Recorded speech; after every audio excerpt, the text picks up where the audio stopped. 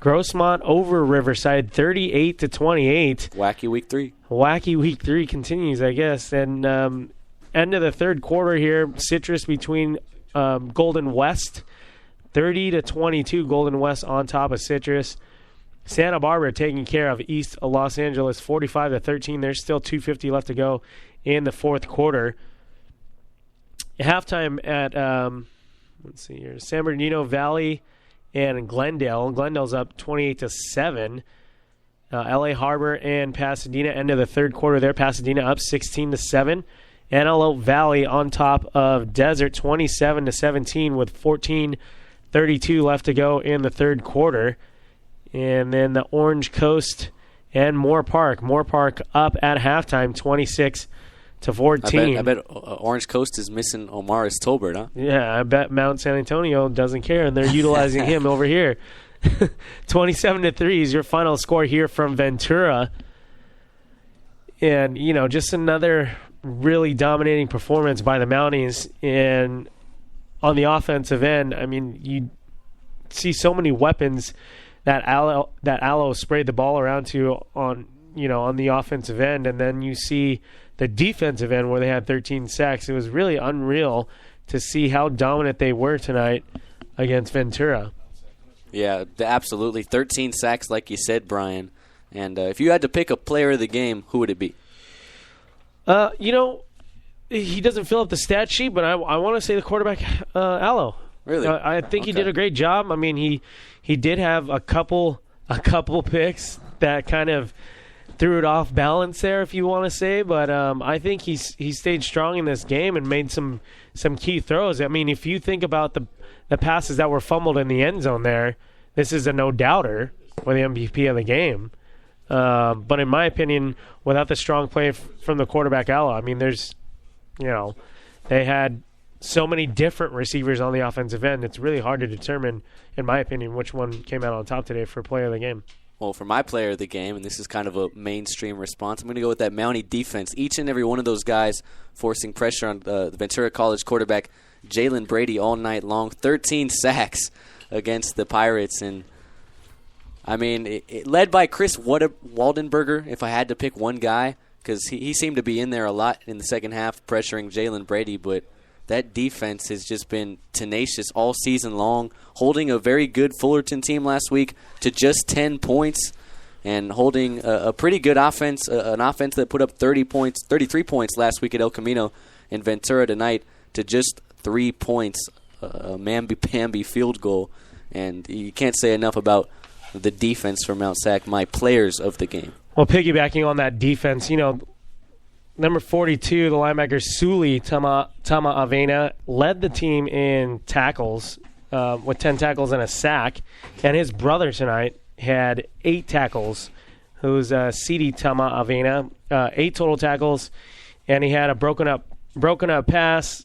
This defense just were clicking on all cylinders, getting to the quarterback early and often. I mean, to say the least, the quarterback never found any comfort or any rhythm in the game because this defense just made him, shuffle through his plays and kind of always go to that dump-off pass to stand or a quarterback keeper and just run it up the middle where there was really no daylight for Brady to continue up the field and throughout this game. Well, Mount SAC, another dominating victory led by that defense, 27-3, the final tonight. Don't forget to join us next week as Mount SAC is back home at Hilmer Lodge Stadium. They will take on Chaffee College, who's fresh off of a loss against Allen Hancock. Allen Hancock, that was their first win of the year. What are some things you're looking forward to in that game? I know we're not too familiar with Chaffee College, if familiar at all, but I'm sure we will be come game time next Saturday.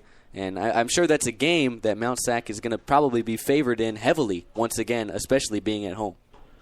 Well, Chaffee's going to be, Mount SAC's going to prepare like I'm sure they prepare every week, which is prepare as much as you need to, over-prepare if you want to think about it that way. They're not going to take any opponent lightly. Mount SAC is a great team for a reason because they come prepared and equipped to do business. It is a job that they're doing every Saturday night here throughout the season, and I expect no less for Coach Jabs to have all the guys ready for the next matchup against Chaffee at home.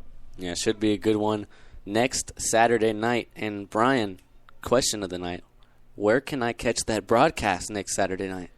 Spreaker.com/National Sports. The Mountie It is Football the Radio Network. official Mountie Radio Network, and I am proud to be teamed up here with Chris Sylvester here. I've had a great time, and let's continue this good run for the Mounties season here in 2014. Yeah, 3-0, and look, 10 wins away from a state championship if you want to put it like that. But we're still